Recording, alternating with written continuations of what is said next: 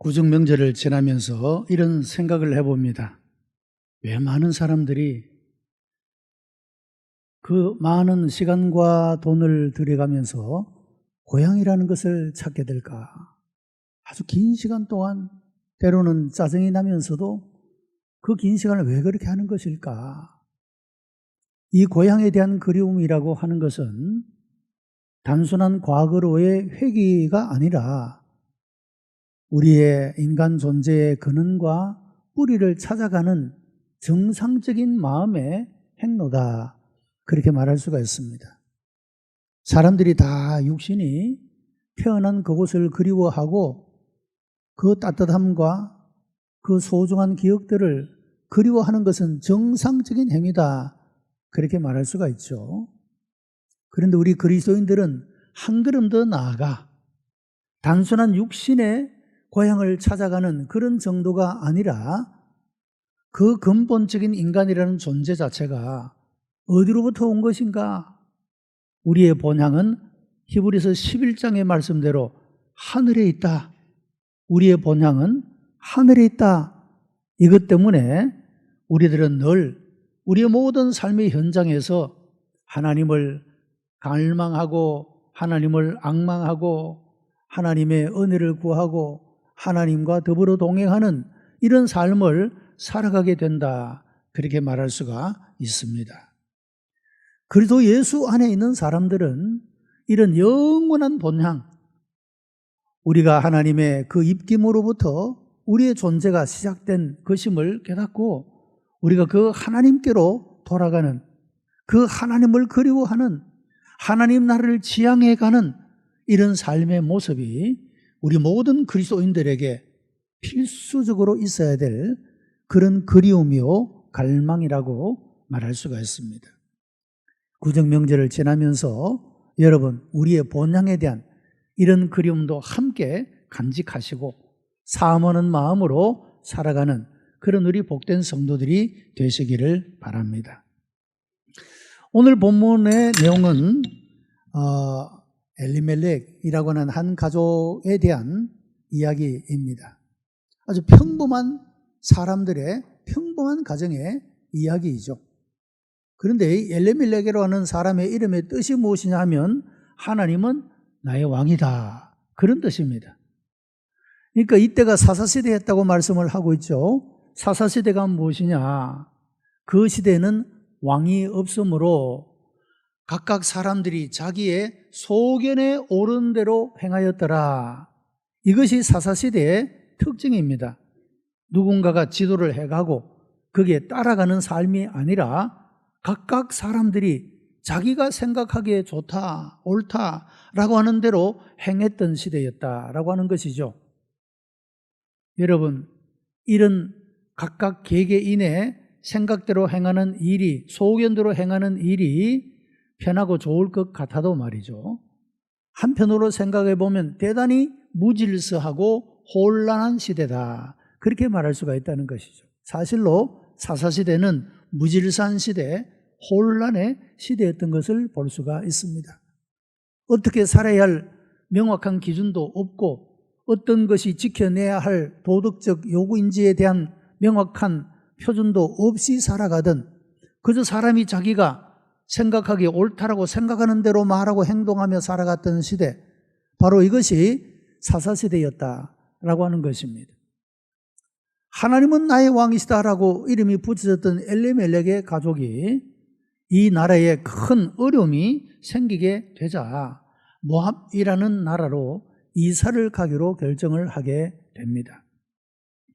여러분, 왜 이 하나님은 나의 왕이라고 이름을 붙여줄 만큼 믿음으로 살고 하나님을 경외하고 하나님을 믿고 살았던 여러분, 이런 가정에 오늘 본문의 내용처럼 10년이 지나서 남편도 죽고 두 아들도 죽는 이런 큰 불행이 닥쳐오게 되었던가라고 하는 것입니다. 우리가 신앙생활을 하다 보면 여러 종류의 의문을 가질 때가 있습니다. 소위 우리가 물음표를 가지고 거기에 대한 정확한 답을 얻지 못하고 그렇게 살아갈 때가 있다라고 하는 거죠. 오늘 본문에서 믿음의 가정에 왜 이런 불행이 닥쳐오는가? 왜 이런 눈물 짓고 어려운 일이 닥쳐오는가? 이런 의문들을 우리가 던질 수가 있다. 그런 말씀이죠. 우리가 성경을 들여다보면서도 우리가 그런 많은 의문들을 가지지 않습니까? 자, 예를 들면 여러분 창세기를 들여다보게 되면 하나님이 창조를 하시는데 제일 먼저 빛이 있어라 말씀하셨습니다. 그리고 넷째 날에 태양과 달과 별들을 지으셨다. 그렇게 말씀을 하죠. 근데 이런 의문을 가질 수 있습니다. 조금 이렇게 분석적인 사고를 하는 사람은 태양이 없는데 빛이 어떻게 있어? 여러분 그런 의문을 가져본 적이 있었습니까? 빛을 먼저 만드시고 태양을 만드셨다. 이렇게 말씀을 하죠. 이 빛과 넷째 날에 만드신 태양은 다른 것입니다, 여러분. 이 빛은 태양이 비춰지는 그 빛과는 다른 것이다, 그 말이죠. 빛이 있어라 하시니 빛이 있었다. 이 빛은요, 열과 전기와 분자가 모든 것들이 결합되어져 있는 에너지, 그것을 말하고 있는 것입니다. 태양은요, 이런 에너지를 통하여서 이 태양이라고 하는 것이 수소와 헬륨으로 구성되어 있는 그런 것인데, 이것은 이 태양이 빛을 나타낼 수 있도록 그 모든 기능을 활성화할 수 있도록 빛을 비출 수 있도록 하는 그 에너지원이 바로 빛이 있어라. 하나님께서 모든 어두움의 땅 위에 빛이 있어라 하신 그 말씀에 의해서 이 태양이 소위 빛을 비추는 기능을 작동할 수 있게 되었다. 그런 말씀입니다. 그러니까 태양도 만들지 않았는데 어떻게 빛이 있느냐 하는 것에 대한 우리가 해답을 그렇게 찾을 수 있게 된다라고 하는 것이죠. 성경에 대한 우리가 많은 이런 여러 종류의 의문과 질문들을 가질 수 있지만, 그러나 여러분, 성경은 하나님의 말씀이고 이 하나님의 말씀은 정확무오한 하나님의 말씀으로 그렇게 우리가 믿고 받아들일 수 있다고 한다면, 우리의 지식이 부족해서 우리의 지혜가 미치지 못해서 이해하지 못하는 부분이 있다 할지라도 하나님의 말씀은 진리임을 우리가 인정하고 받아들이는 일은 대단히 중요한 일이다. 그렇게 말할 수가 있다는 것입니다. 여러분, 어두움이 무엇입니까? 아인슈타인은 그런 이야기를 합니다. 어두움이라고 하는 것은 존재하지 않는 것인데, 어둠은요, 여러분, 삽으로 퍼내도 없어지지 않습니다. 불도저로 밀어도 어둠은 없어지지 않아요. 어둠은요, 빛만 들어오게 되면 아무런 저항도 없이 조금의 주저함이나 망설임도 없이 사라져버리고 맙니다. 어둠은 그런 것이에요. 빛과 어둠이라고 하는 것이 그런 것이다 이 말이죠. 자, 여러분, 예수 믿는 사람을 가리켜 너희는 세상의 빛이다. 예수님이 나는 빛이다. 너희는 빛의 자녀다. 이렇게 말씀했잖아요. 우리가 빛의 자녀이면 여러분, 우리의 삶 속에 있는 모든 어두움은 실체적인 것이 아니라 이 모든 것들은 빛만 들어가면 그냥 아무런 저항도 없이 사라져버릴 것들이라는 사실을 믿으시기를 바랍니다. 우리가 빛 가운데 가면 되는 거예요. 그럼 우리 속에 있는 어둠이라고 말해지는 염려와 근심과 걱정과 불안, 여러분, 이 모든 것들은 빛이신 예수님이 들어오기만 하면 이 모든 것들은 다 사라져버릴 것들이라, 그런 말씀입니다. 믿는 사람이 왜 이 세상을 살아가면서 이런 어려움을 겪게 되는가? 믿는데, 하나님의 자녀인데 왜 이런 고초와 어려움을 겪게 되는가? 그런 우리가 의문을 가질 수가 있습니다. 그런데 여러분, 하나님께서는 선한 사람이나 악한 사람에게 햇빛도 골고루 비추어 주시고 비도 골고루 내려주십니다. 이스라엘 백성들이 애굽 땅에서 거주할 때 이스라엘 백성들이 살던 고센 땅에는 10가지 재앙이 해당되지 않았습니다. 애굽 사람들에게만 10가지 재앙이 나타났죠. 다시 말하면 지역이 구분되어졌다 이 말씀이죠. 그런데 하나님은 햇빛을 믿는 사람과 믿지 않는 사람을 구분해서 누구에게는 비춰주고 누구에게는 안 비춰주는 것이 아니라 햇빛과 비를 골고루 비치시고 내리신다는 거죠. 그것처럼 우리의 삶에 믿는 사람이라고 해서 이 세상에서 육신을 가지고 살아가는 동안에 겪는 이런 아픔과 고통과 불행이 믿는 사람에게는 면해지는 것이 아니라 모든 사람들에게 믿는 사람이든 믿지 않는 사람이든 햇빛과 비를 비추 내려주시는 것과 같이 이런 고통도 다가온다라고 하는 것입니다. 자, 중요한 것은 이런 때에 우리가 어떤 태도를 가지고 살아가느냐, 어떤 관점을 가지고 바라보느냐, 이것이 대단히 중요하다 그 말씀이죠.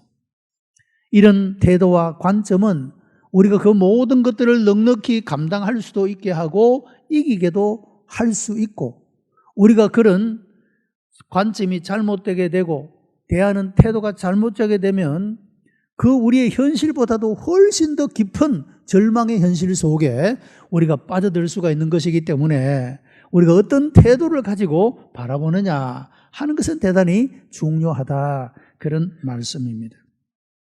인생의 흉년이 오면 사람들의 태도가 달라지게 되는데, 여러분, 어떤 사람은 상황을 부인합니다. 이것은 나에게 없어.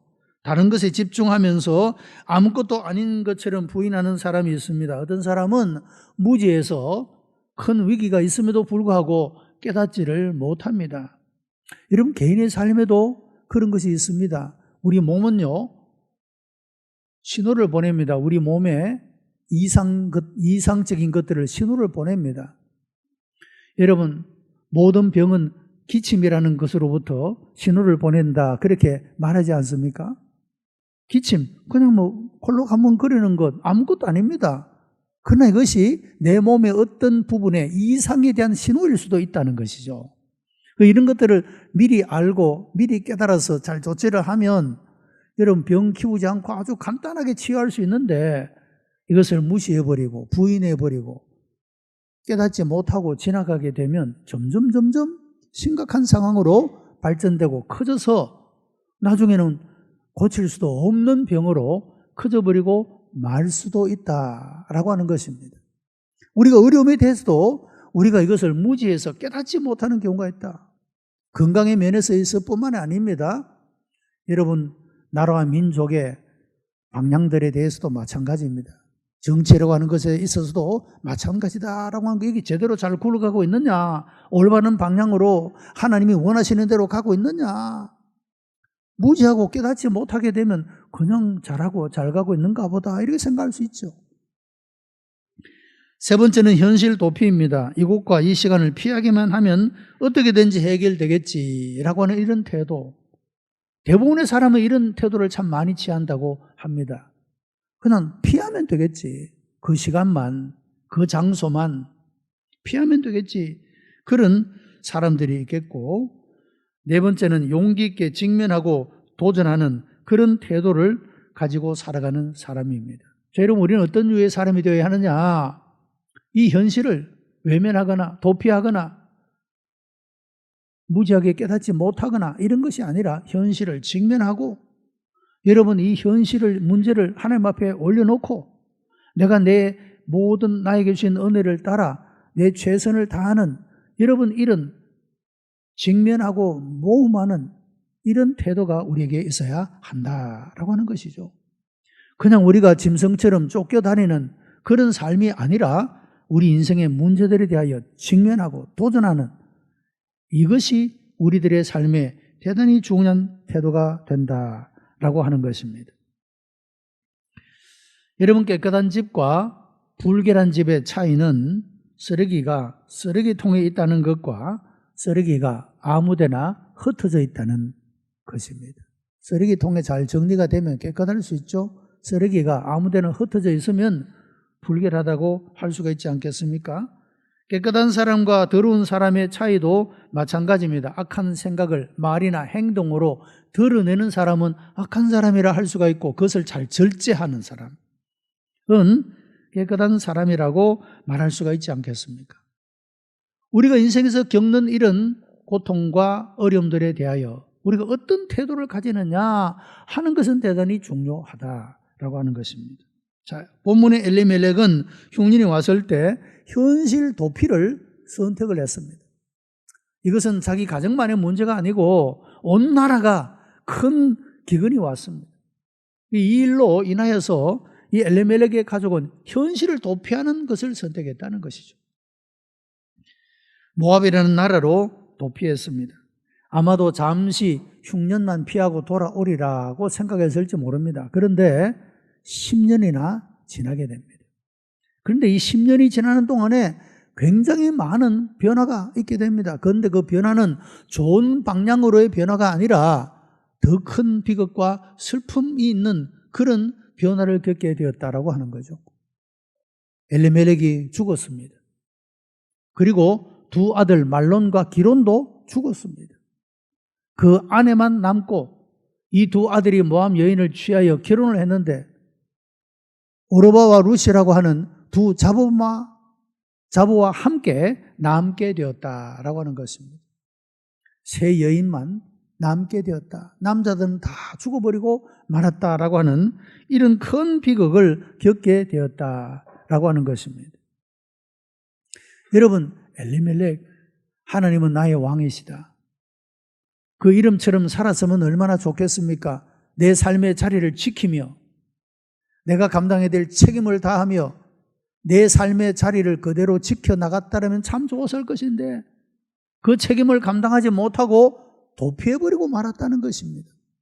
그 결과가 더 큰 불행, 더 큰 눈물과 아픔을 경험하는 그런 비극적 결과를 맞이하게 되었다라고 하는 것입니다. 여러분, 신앙생활은 늙고 할 일이 없을 때 모든 일을 맞춰놓고 취미로 하는 생활이 아닙니다. 신앙생활은 시간이 나면 하는 것이 아니라 인생 자체의 우선적인 목표가 되는 것입니다. 엘리멜렉은 10년이나 모압 땅에서 머물렀습니다. 그는 거기서 죽음을 맞이함으로 더 이상 기회도 잃어버리고 말았습니다. 여러분, 인생의 흉년은 누구에게나 있습니다. 도망가거나 부인하거나 떠난다고 해서 해결되는 것이 아닙니다. 현실을 인정하고 주님께 가지고 나와서 도우심을 구하는 자에게 내일의 희망의 역사가 일어날 줄로 믿습니다. 만물유도라는 말이 있습니다. 만물에는 길이 있다, 그런 말이죠. 여러분, 사람도 길이 있습니다. 사람이 걸어가야 할 그 바른 길을 정도라고 말합니다. 가지 말아야 할 길을 사도라고 말합니다. 정도를 걸어가는 자가 때때로 아픔을 겪을 수 있습니다. 여러분, 불의한 세상과 조직과 사회 속에서는 어려운 사람이 해를 입고 피해를 볼 수밖에 없습니다. 그러나 여러분, 하나님은 정의로우신 분이십니다. 모든 세상은 하나님의 심판을 받게 되어 있습니다.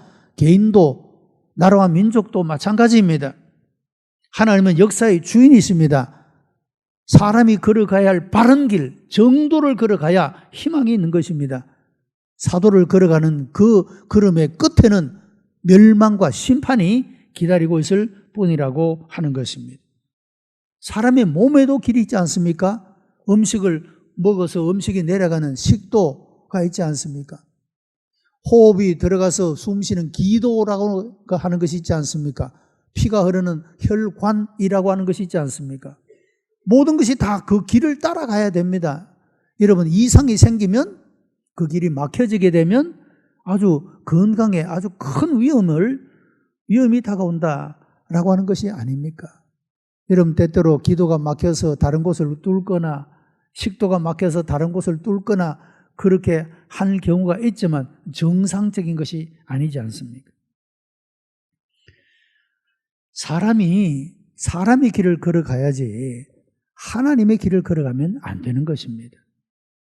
창세기 3장에 나오는 아담이 그랬지 않습니까? 사람은 사람의 자리에 있어야 하는데 사람이 하나님이 되고 싶었다는 것이죠. 하나님이 되고 싶었다.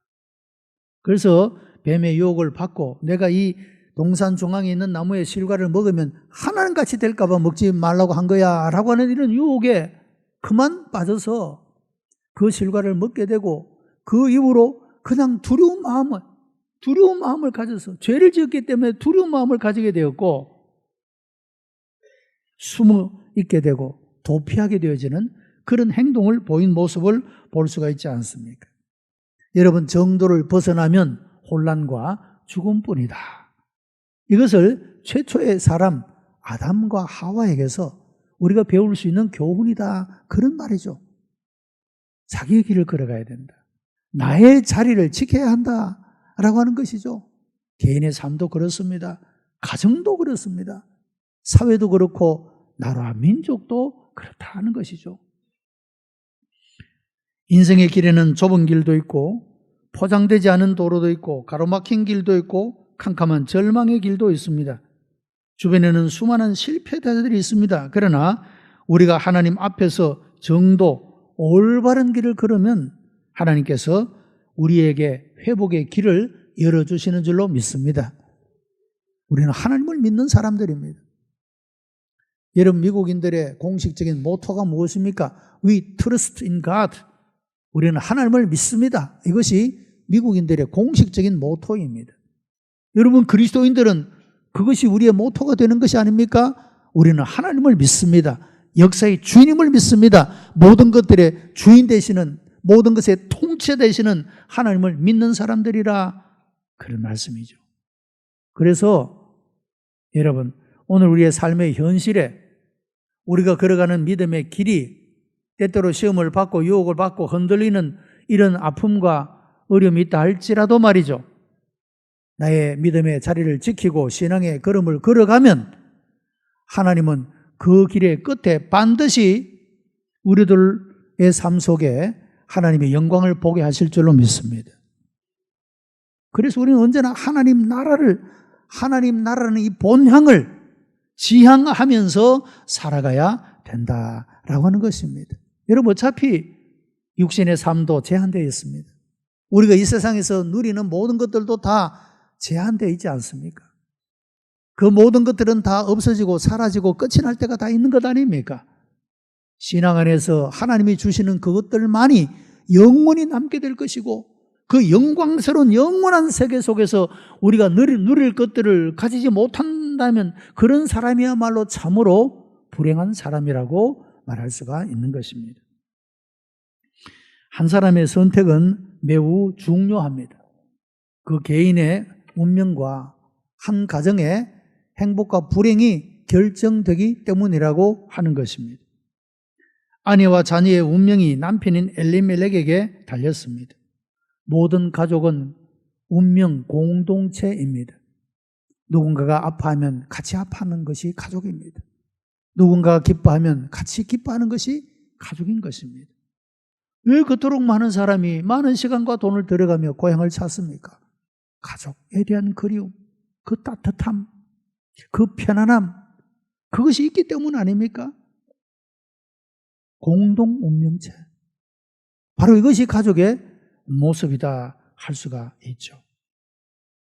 여러분, 하나님의 사람은 하나님의 방법대로 선택해야 함에도 불구하고 자신의 방법대로 선택을 했다가 온 가족이 인생 자체에 더 큰 흉년을 맞이하게 되었다, 그런 말입니다. 여러분, 우리 사람들의 삶의 모습들을 들여다보면 어떤 한 사람이 잘 선택을 해서 그 선택 때문에 영혼이 잘 되는 가정이 정말로 하나님 앞에 아름답게 세워지는, 여러분, 이런 역사가 많은 가정들에 나타나는 것을 보게 됩니다. 한 사람의 선택이 그 모든 가족들의 구원을 이루어내고 그 가문에 새로운 역사를 써내려가는, 여러분, 이런 한 사람의 현명한 신앙의 선택이 이와 같이 하나님의 놀라운 복을 가져오는 그런 모습도 볼 수가 있습니다. 그 반대의 경우도 있죠. 한 사람이 잘못 선택해서 온 가족을 그냥 지옥으로 끌고 가는, 하나님의 심판 속에 들어가는 그런 경우도 볼 수가 있다는 것입니다. 여러분의 모든 선택은 하나님의 뜻 안에서 선택함으로 후회 없는 선택, 여러분, 영광스러운 선택, 행복이 넘치는 선택의 삶을 살아가는 여러분들이 되시기를 바랍니다. 본문의 교훈은 인생의 흉년에도 정도를 걸어가야 한다는 것입니다. 하나님의 사람은 하나님의 약속을 믿고 길이 열릴 때까지 하나님의 인도하심과 역사하심을 기다려야 합니다. 엘리멜렉의 가족은 하나님의 말씀을 따르지 않고 자기의 소견을 쫓아 순간의 고통을 피하기 위해 현실을 도피했지만 결국 더 큰 어려움을 당하고 말았던 것입니다. 내가 나의 자리를 지키며 내가 가야 할 길을 가고 있는가? 여러분, 구정이라는 또 어중간한 새해를 우리가 맞이하면서 내가 나의 자리를 잘 지키며 우리의 삶을 살아가고 있는가? 우리 새해 첫 주간에 말씀을 드렸지만 시간적으로 단순히 2019년도가 지나가고 2020년도를 맞이하는 시간적으로만 새로운 그런 새해가 아니라 질적으로 새로운 새해. 우리의 생각이 다르고 우리의 마음이 다르고 우리의 삶의 행동들이 다른 정말로 새로워지는, 달라지는, 질적으로 새로워지는, 여러분 이런 한 해를 축복했습니다마는 진정으로 여러분들이 2020년도가 시간적으로 단순히 새로워지는 그런 새해가 아니라 여러분의 삶이 몰라보게 질적으로 새로워지는 이런 은혜가 있게 되기를 다시 한 번 더 축복합니다. 성경에는 세 가지 경우의 흉년이 있습니다. 하나는 하나님께서 징계하실 때입니다. 여러분, 하나님이 징계하실 때는요, 회개하면 되는 겁니다. 두려워할 것이 없어요. 내가 잘못해서 하나님의 징계를 받을 때는 회개하면 돼요. 그러면 문제가 해결될 수 있습니다. 두 번째는 시험하실 때입니다. 여러분, 시험은 감당하면 되는 것입니다. 고린도서에서 그렇게 말씀하죠. 하나님은 우리가 감당할 수 없으면 피할 길을 내고 우리가 감당할 수 있는 것이면 감당할 능력을 주신다고 말씀했어요. 시험이 오면 감당하면 되는 거예요, 여러분. 겁내지 마세요. 피할 길을 주시든지 감당할 능력을 주시든지 분명히 그 시험을 이기도록 하십니다, 하나님은. 세 번째는 교훈하실 때입니다.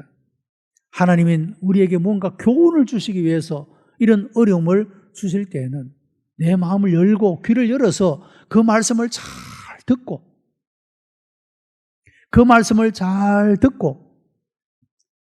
그 말씀을 순종하고 실천하는 삶을 살면 되는 거예요.